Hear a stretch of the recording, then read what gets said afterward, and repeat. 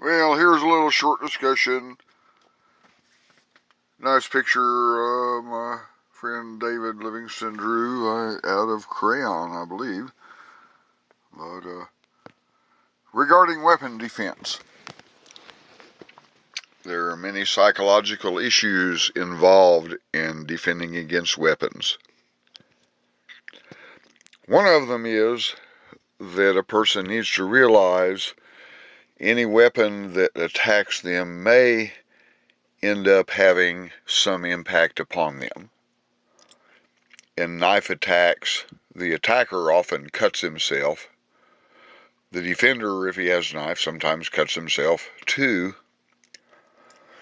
It's a big problem if one thinks their technique is such a stud muffin special that no attack will fall on them. Then, if some guy with a knife puts a slice on them and they start bleeding, oh my God, look at your blood. Well, then the guy will slice and dice them like a damn Vegematic while they're freaking out over a little bleeding. If you're defending against guns, sometimes it's close quarters. Occasionally you might get shot.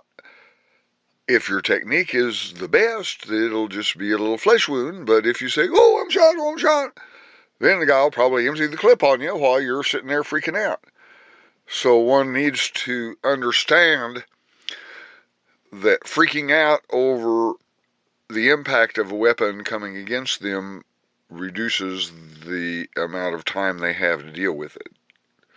If you get an artery sliced and you're squirty blood, why, it's going to take quite a few squirts for you to bleed to death. First couple of squirts, if you squirt it in the dude's eye, I got blood in my eye before. Blood really makes it hard to see what the hell you're doing.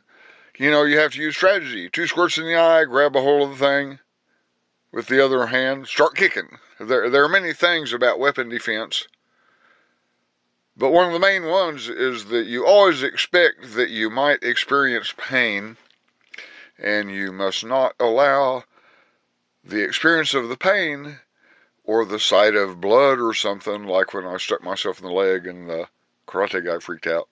Funny story, but you know, one must just deal with it and realize even with an artery squirting, it's going to take a minute or two to bleed to death. If you can take care of the guy in 30-45 seconds, you might not even have to have a transfusion.